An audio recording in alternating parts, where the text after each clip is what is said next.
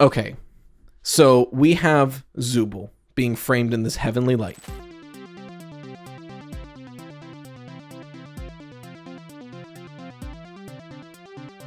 Ladies, gentlemen, and those with the good sense to do away with the whole notion, I welcome you to the premier audio medium for all your Fazbear entertainment needs, the Freddy Fazbear Pizza Podcast. Note, FFPP is not responsible for any loss of appetite, disinterest, dismemberment, or other legally classified statuses. So strap in and enjoy. Hello everybody, welcome back to the Freddy Fazbear Pizza Podcast. I'm your host, The Toast, Rye Toast, here to talk about Five Nights at Freddy's, like we always do, and I think I'm getting addicted to recording standing up. Something about the energy it gives me, I don't know, it just feels right. But we are continuing our tirade on questions about Secret of the Mimic, because like I said, I'm not sure what else to talk about this game right now, so I kind of just want to get everybody's questions out of the way, so we can move on to the rest of the franchise again. So if you have questions you want answered on the podcast, feel free to send them into freddyfazbearpizzapodcast@gmail.com. That is in the description to copy and paste, because it's a pain to type out. And don't forget, the 100th episode is literally 2 weeks away, which is crazy to think about, that there's been 100 episodes of this. Now, that's not going to be a season marker. Technically, season 3 would start on episode 138. So we've got some time. We're about halfway through the season. But, you know, because right now we're on doing the quick math, season 2, episode 29, episode 39, I believe. Because season 1 ended after episode 69, and season 2 will follow suit. What do the seasons mean? Not much. Our first question today comes from Bellavina Sheard. We never see his body or anything left of it. Oh, I keep doing this shit where the subject is important to the question. I forgot to copy and paste it. It was, is Edwin dead? We never see his body or anything left of it. We are led to believe that he died in his office in the house, but no body, and it's not like there isn't bodies in the game. Did William and Henry remove it? And is that why William went down that path? Did he find Edwin's research? Is Edwin's consciousness uploaded somewhere because he wasn't fully dead? It might make sense, or did Fiona as M1 do something to him? She seemed pretty stuck on the idea that M2 was David, her child. Why wouldn't she want an Edwin equivalent? Thank you for your question. It is interesting to think about, the idea of, like, did Edwin survive? I'm actually going to combine your question with somebody else's, because somebody else brought up something that I think is worth bringing up in this question because it's related. So before we get, we'll get there when we get there. But thinking about, is Edwin alive? You know, I don't blame anyone for thinking that. I don't think so, but I totally understand the logic there. Because, I mean, like you said, there's no body. And in a game that's so, like, readily showing us dead bodies, to suddenly not for Edwin is a little strange. Now, do I think that's because Edwin is definitely alive? No. I do think it might be giving them the option, right? If you don't show a body, you can write your story and have Edwin be dead. But if, like, 3 years down the line, it's like, oh, it actually might be a fun reveal if Edwin survived, you've given yourself the out. You've given yourself the reason to be like, yeah, no, he survived. You never saw a body. You know, like, you're giving yourself that option if 3 years down the line, that's a more compelling story. Is it? I don't know. I think Edwin's story is pretty done. Now, to be fair, in the books, he does survive. In the books, there's a big gap of time. We don't know what happened with him. We just know he was, like, working on businesses. And there seems to be some sort of beef with him and the Mimic that sends him into, like, a PTSD flashback when he sees the Tiger Rock animatronic. But we don't really get information on what that is. I was kind of hoping we would. You know, because, like, the game would be a perfect opportunity to elaborate on that somewhat vacuous part of the book. But now that they're completely different stories, it's not really likely.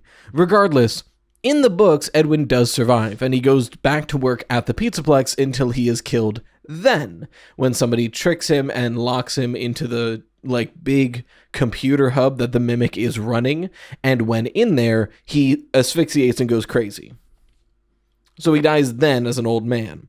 So the books did set up a precedent of Edwin surviving the incident with the Mimic and dying later. So that is very possible. Is that what happens in the games? Again, I don't think so. Narratively in these games, I feel like Edwin and Fiona, the humans, already served their narrative purpose. They exist to create the Mimic and M1. You know, like that's kind of narratively what they're here for. So now that we have the Mimic and M1 running around, we don't really need Edwin the human or Fiona the human. Like, I'm no Ice King. I don't need Fiona the human running around. Regardless, looking at, like, the setup here, there is one piece of evidence that makes me think it's more likely. And that is from another question, Anna, she, her. So I was talking with some friends, and one of them brought up the idea that the friend Gregory brings up at the end of Ruin isn't Vanessa, but Edwin. If he's still alive, he'd most likely be trying to stop the Mimic any way he can. And if the Pizzaplex is built on top of MCM, then of course he'd have the maps to the place. What do you think? This is interesting. This is really interesting because the whole weirdness about the very end of Ruin is Gregory is giving us these instructions, and let me get the exact line he says. Yeah, he says, I've been trying to reach you all night. I'm not at the Pizzaplex. Something is trying to trick you. Is there another option? You need to get out there now. My friend has access to the building maps. Just follow instructions. That was always weird. Because it was like, well, he's working with Freddy's head and Vanessa. Like, he's likely working with Vanessa and Freddy's head. So if that's true, why would they censor the pronoun there? The idea of, like, if it is her, then it's Vanessa. If it's him, then it's Freddy. But then I was thinking about it, and he says, my friend has the instructions. If it's Freddy, from Escape the Pizzaplex, Cassie knows how good of a friend Gregory and Freddy are. But Cassie also knows who Freddy is. So if Gregory was talking to Cassie, in this moment, he would just say, Freddy has the building maps, he can help you out. But he doesn't. He says, my friend, almost as if, I don't have time to introduce who this is to you, but I want you to know he's on our side. Listen to my instructions. My friend. It's like, okay. Well, Cassie doesn't know who Vanessa is. So if he said she has listen to her instructions, then okay, it's Vanessa. That makes sense. But if it's a him, if the censored pronoun is him, then Edwin does become a lot more possible. The idea that in trying to undo what Glitchtrap has done, Gregory, Vanessa, and Freddy's head encounter Edwin, and then they all start working together. Well, suddenly, hey, my friend that you haven't met yet has the building maps of underneath the Pizzaplex. Listen to his instructions. That does unfortunately make a lot of sense. So this one piece of evidence makes me a lot more open to the idea of Edwin being alive. Because, like, it does make a lot of sense when you line it up like that. And then, you know, to piggyback off of that, where would they encounter him? That kind of goes back to the Help Wanted 2 theory I just put out. The idea that after Security Breach, if we have the good Vanny ending, Gregory, Freddy's head, and Vanessa are all sitting directly next to the FNAF 4 house. If Edwin survived, somehow, him returning to that house makes sense. Because the weird thing, right, is it makes the most sense that in between MCM and the modern day, that house was turned into the FNAF 4 house. That just makes sense. So if Edwin, like, somehow survived, he wasn't just being a hermit. He would have had to leave because Afton was taking over the place, right? So that is a little strange. But if we are to assume that Edwin just kind of fucked off and then, like, many, many years later went, oh no, things are still happening. This might be the Mimic's fault. I need to go make sure it isn't. And then he gets involved. He would also probably go through the MCM house to try to get down and that way. But yeah, no, it's really interesting. I think that line of dialogue is the best evidence for Edwin existing. That's my thoughts on that. But Bellavina and Anna, thank you for your questions. Our next question comes from Emma, they, them. Is it possible that the Immortal and the Restless is Fiona trying to convince Edwin that M2 is David? Thank you for your question, Emma. I don't think so. I understand the, want of, well, we have a married couple and there's a weirdness about their child. Finally, we have a reason for Immortal and the Restless. I don't think... Immortal and the Restless is a weird spot in the lore, because you look at it and it's like, if it's an allegory for something, I think we have to take it as a whole. We can't take pieces of it. And yes, the house is kind of similar to the Murray house, but the baby isn't mine thing, it doesn't super line up that well with the story of the Murrays. Because when they were all alive, right? When they were all alive, there was no argument. Of course David was his. It literally was. But then, if we go into the whole M2 thing, the issue I have with it is it doesn't line up super well. Because the whole point of Immortal and the Restless is that the dad and the son are the same. The dad is a vampire, the son is a vampire, the mom is a human. That's always the setup. So when you look at that as an allegory for Secret of the Mimic, it falls apart. Because if it was going to be a good analog, then the son and the mother should be the same, and the father should be different. If the dad was a human, but the mother was a vampire, then suddenly it is Secret of the Mimic, right? Because then it's M1 trying to convince Edwin that M2 is his son. But because Edwin is the human, and Fiona is the robot, right? M2 or M1 is the robot here, then it doesn't really line up with Immortal and the Restless. At least it doesn't line up as well as, say, William Afton and a Michael, or something along those lines. Two people that are closer and more related versus the unrelated third party.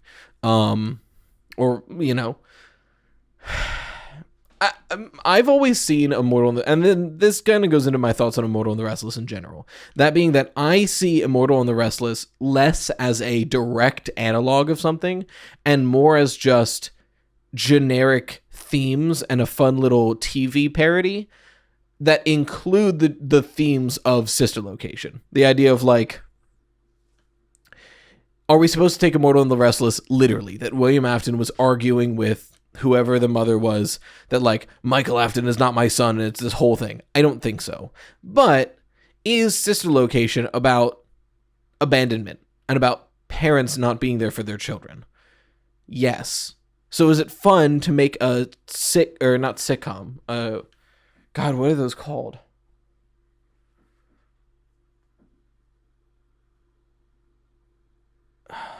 TV drama, what is that called?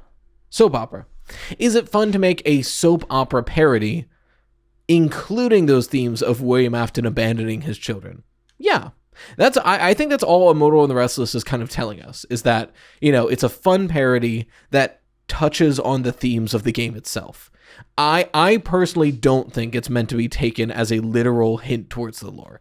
Maybe that's my bias, I don't know, but I've always seen it as just a fun thing that is thematically adjacent to Sister Location, and that's all it's meant to be. That's my thoughts on it. But as far as, is it a good analog for Fiona trying to convince Edwin M2 is David? I don't think so. Unless, the wife from Immortal and the Restless was a vampire and the dad wasn't. Thank you for your question, Emma. Our next one comes from Leisha, they, them. Do you think the Foxy being a good guy all along theory could be real, especially if M1 is acting as protector and trying to prevent M2 from continuing to be dangerous? Mostly a joke, but the connection between M1 and Foxy is really interesting. I was so mad when I saw this email, because this week's video is literally going to be titled something like Foxy actually was the good guy. And I was like, wait, no, I wanted to be the person to say that. And then I saw this email, like, no, I was going to say that first. But yeah, so it's more of a bit, right? Yeah, mostly a joke. The idea that, I am actively doing research and writing that theory that if M1 is so connected to Foxy, going back throughout the franchise, what things has Foxy done that M1 may have influenced to go against William Afton? So as far as FNAF 1, 2, 3, 4, I don't see any connections necessarily. Because yes, Foxy acts differently, but he's still just attacking the night guard like everybody else. I do think Foxy being treated differently is related to that. The idea that, like, Foxy is such a Fiona creation that, like, even William Afton is like, keep it separate from the others, you know? But when we get into the Help Wanted era, I do think there are incredibly strong connections there. The fact that Foxy has an entire log flume ride dedicated to him at Fall Fest, which we know is where Fiona died. And the fact that in that Fall Fest, not only do we get the Foxy log flume, but we get Jacko Foxy trying to prevent the player from obtaining the Vanny mask. Because, like, yes, this is just like Foxy going to chase you to stop you from leaving. But in trying to get the Vanny mask, you have to avoid Foxy the entire time, who's actively trying to stop you. And then we get to Security Breach, where, wouldn't you know, Foxy is basically being stripped away from the Pizzaplex, almost like Glitchtrap is unnerved by it. Almost like it's in some way connected to M1. Which you would say, what about Roxy? Isn't that true for Roxy as well? Yes. Which is why in Ruin, Glitchtrap has us deactivate Roxy. Roxy's not a security node. You look at the way every other security node in this game works, and you zap a digital thing and turn it off. And then all of a sudden, Glitchtrap is like, oh, wait. Roxy's a security node too. You should deactivate her. And it's like, okay, how do we do that? Well, like we do with Eclipse, we reboot the actual animatronic itself. Like, we're not deactivating a security node, we're deactivating Roxy. And I think that's the same reason why Foxy's being stripped away at the Pizzaplex, because Glitchtrap is unnerved by her presence, because it's such a Fiona creation. And then you go to Help Wanted 2, we get the Foxy log flume, who is there, except for Moon, all over it. Moon and M1 go way back. There's a lot of connections like this that I think are very interesting. Not to mention the one that kind of spurred this line of thinking from the question that spurred this line of thinking from last week about the repeated use of the real treasure was friendship all along. Almost like M1 is trying to get that sleeper agent phrase into M2's ears any way possible. But yeah, I think it's actually a really fun connection that if Foxy is this through line, we can jokingly say that Foxy actually was a good guy. I think that's super fun. I'm glad other people are picking up on that, though. Thank you for your question, Alicia.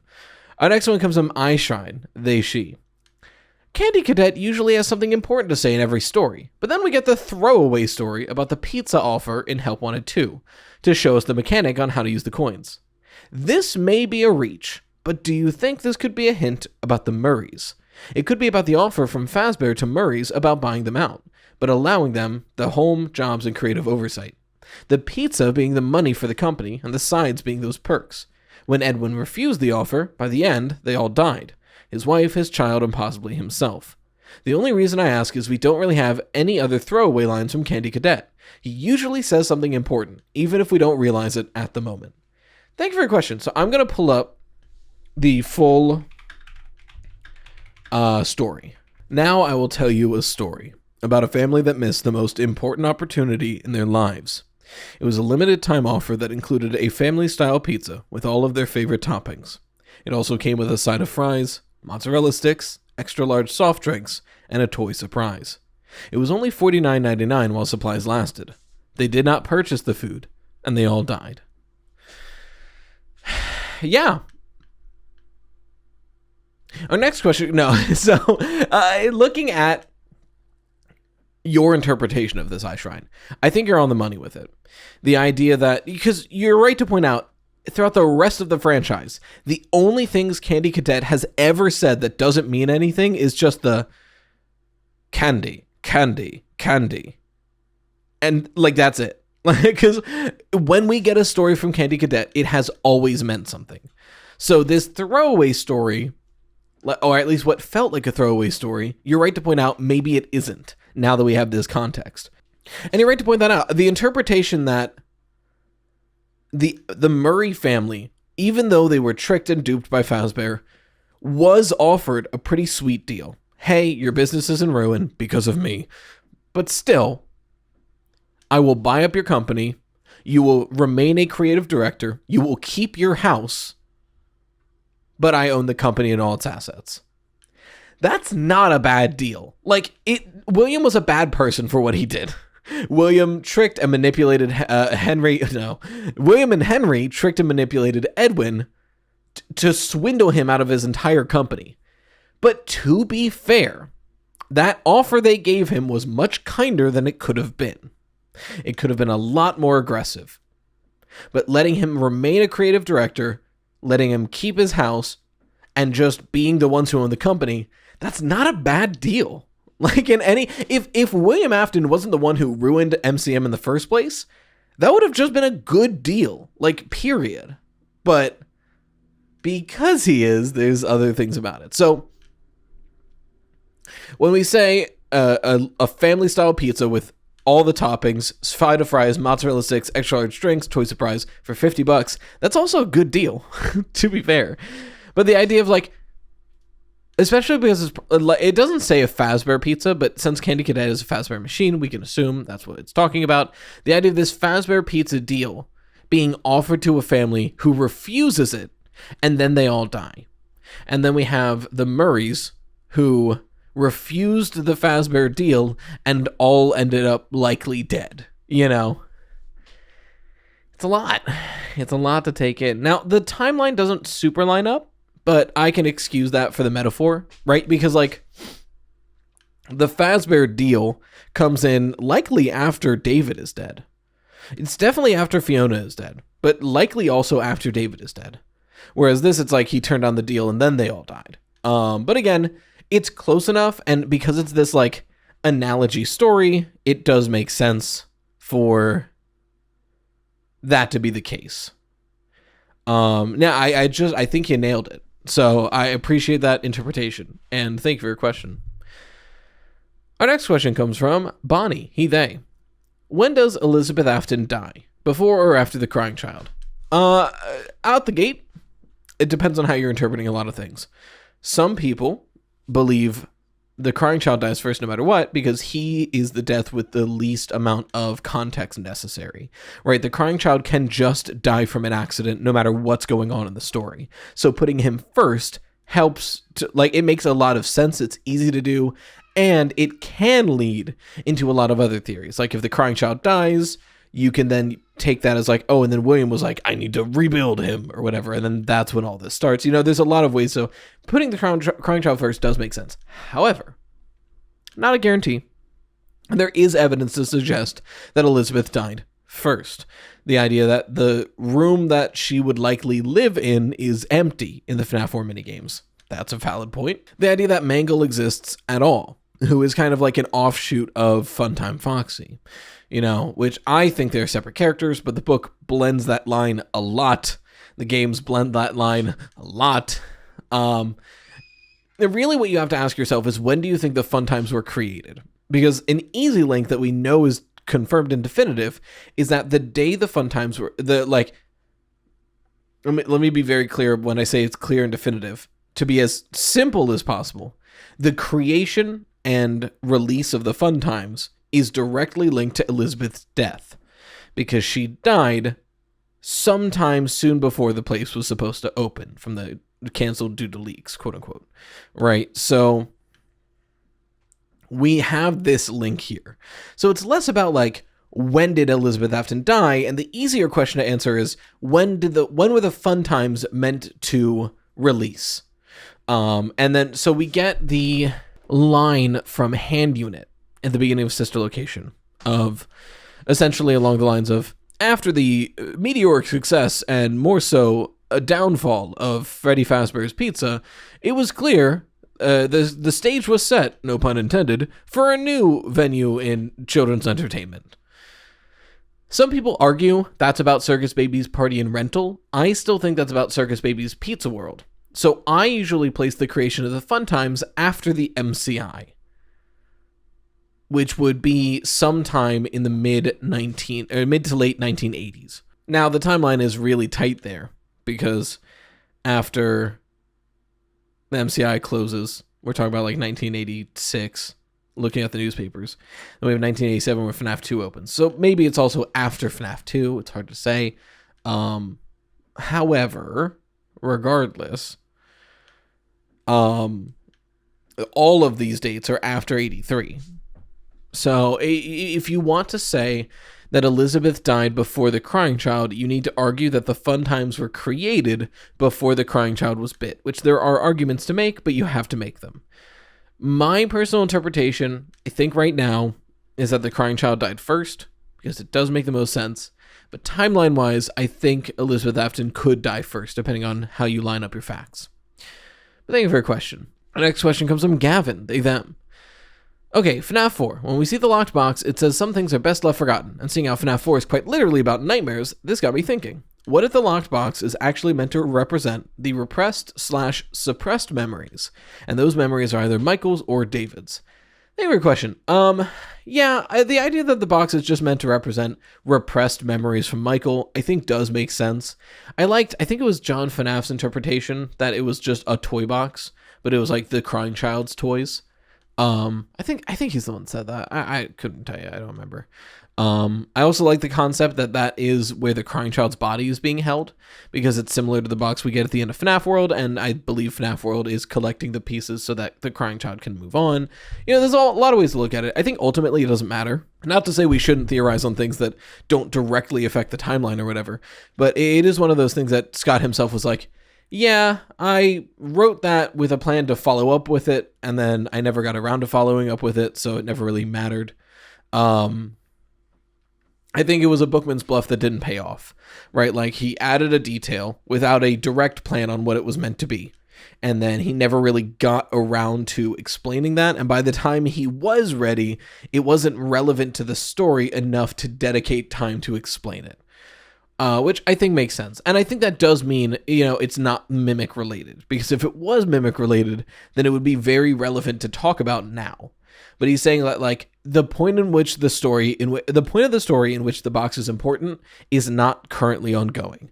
So the idea that it's Crying Child related or Michael Afton related, I think, is more likely. Which, in a way, does say that those characters aren't currently relevant. I will forever hope that Michael Afton is dead and buried along with the rest of the Aftons at this point in the timeline, rather than him being the head of Glamrock Freddy, which is possible, but I'm just saying, less likely with this interpretation. But thank you for your question, Gavin. Our next one comes from Ramblings of a Certified Dumbass. Good username. They, them. I was wondering if you take theories for other things other than FNAF. Like the Amazing Digital Circus. Oh boy, do I. So I don't make main channel videos on it because, frankly, if I make a main channel video on something that's not FNAF, it absolutely bombs. And I want to protect this channel because this is what feeds us the most. That's kind of what the second and third channel are for, is being more experimental. Regardless, I will take some time to talk about a theory I have for Amazing Digital Circus. I think someone's gonna die. I think one of the main cast is going to be killed by Kane, whether on purpose or out of frustration, and that's going to be the spark that ignites the rest of the series and gets us to the climax and gets us to the epilogues. So what's going to go down? I think it's one of two people who are definitely going to die. Either Kinger or Zooble. Here's my thoughts. I like the concept that in the Amazing Digital Circus, the game is created by a company called Cain and Abel. Cain, obviously, being our Cain, the guy we know, but Cain and Abel is the gun brand. Cain and Abel shows up a couple times. There's C&A on the office building, and then the gun itself the guns that were given out to the characters in the most recent episode were labeled Cain and Abel. So I think it makes a lot of sense that Cain and Abel made this game. I think Cain was one of the lead developers. Then who's Abel? Well, I like the theory that Kinger is. I think it makes a lot of sense. He's been here the longest. Nobody's been here before him. He's somehow not abstracted, even though he's seemingly insane. His moments of lucidity are very genuine, as if he's an older man. He speaks as though he's an older man. Of course, we get that recent teaser where he just like creates a butterfly that heals Ragatha. And she's like, what is this? And he's like, oh, I made it up. Like, that feels very on the nose of like, because he helped create this game. And then you look at the conversation they had in the aquarium where he's like, I hated myself for the things that I thought were my fault. So again, if he created this game and now people are getting trapped and abstracting in it, I would understand why. You know, that would make sense. So the idea of Cain killing Abel, if Kinger was Abel before this all went down, there you go. You know, I don't think there's a lot of biblical symbolism in the Amazing Digital Circus, and that's not like, and that's on top of the fact that the company is literally called Cain and Abel. So I think Kinger being killed does make sense, but then the question is, why do I think Zubul being killed makes sense? I think narratively it's kind of setting up for that, where Zubul has had a character arc, but it has been fulfilled, right? Zubul, by episode 6, has kind of accepted themselves, where, you know, we had the earlier episodes where Zubul was like, I don't like me, I don't like this stupid body that's all Build-A-Bear, and it's weird, and it's awful. And then by episode 6, we have Zubul saying, like, loving yourself is a choice. It is not natural. It is something you have to actively choose to do, even if it feels wrong. And that's a completed character arc. Point to Kinger as well. Kinger never really had a character arc. He is a static, a constant, which means killing him would also further that plot. The idea of like, he doesn't really need a character arc. He's already had it. You just get glimpses of his character when he's in the dark. But going back to Zubul, Zubul's character arc is fulfilled. Zubul is an incredibly well-liked character.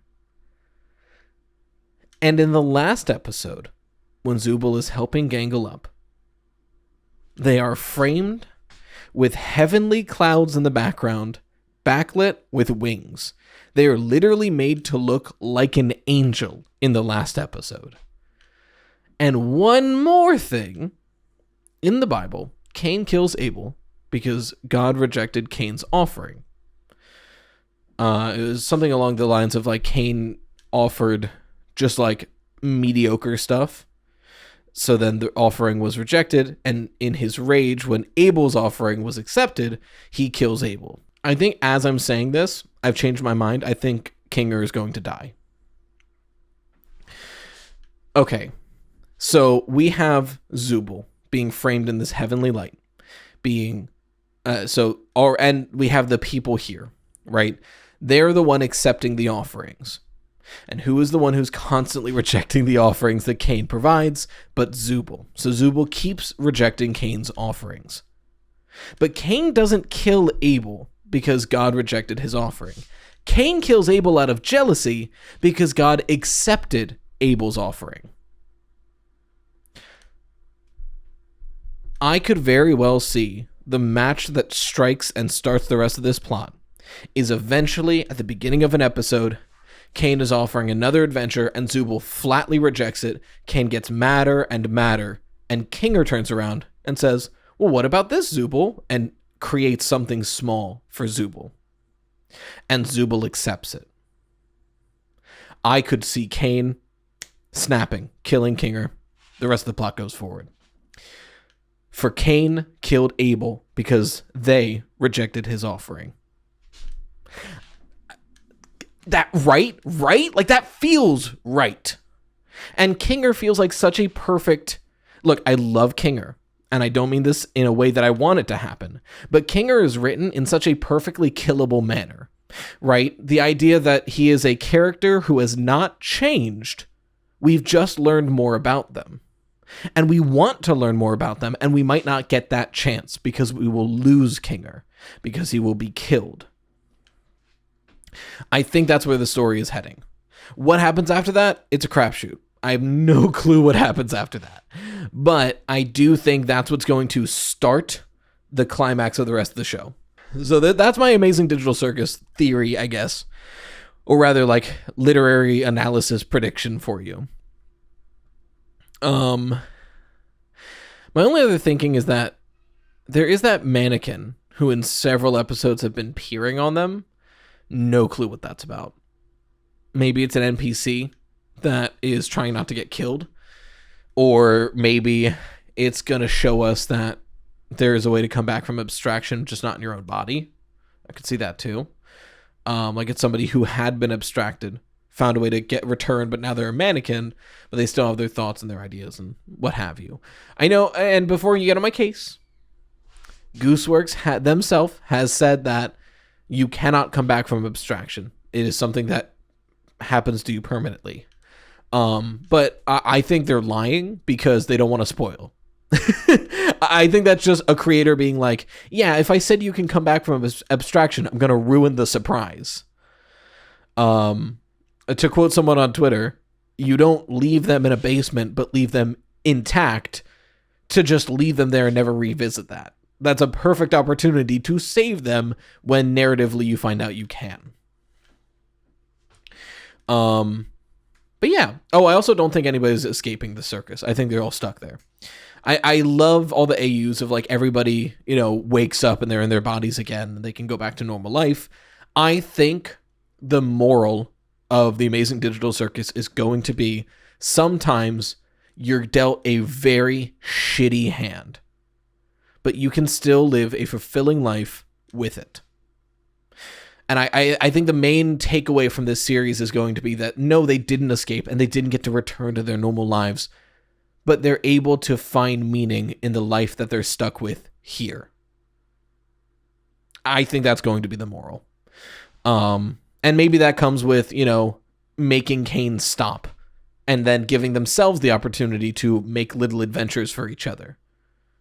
Maybe that turns into unabstracting everyone, and now there's a community that's living here. I don't know. But I don't think anyone's leaving the digital circus. Because, think about it logistically. Some of these people have been in here for years. Their bodies have died, surely.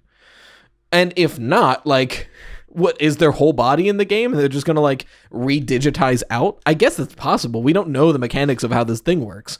But I assume if it's just taking their consciousness, their body's dead. But yeah, that's my thoughts on Amazing Digital Circus. Those are my theories, I guess, for you. But thank you for your question. Our next and probably final one looking at the time is from Skylar, they, them. So the main podcast question I have is, what is up with Princess Quest in a post-Secret of the Mimic world? Curious as to your thoughts, but wanted to share some stuff I noticed. First is how Fiona/M1 is tied to Princess Quest 3. We spawn where M1 is located in R&D, which is the Help Wanted hub based on the layout of it. And the two animatronics that appear are Foxy and Chica.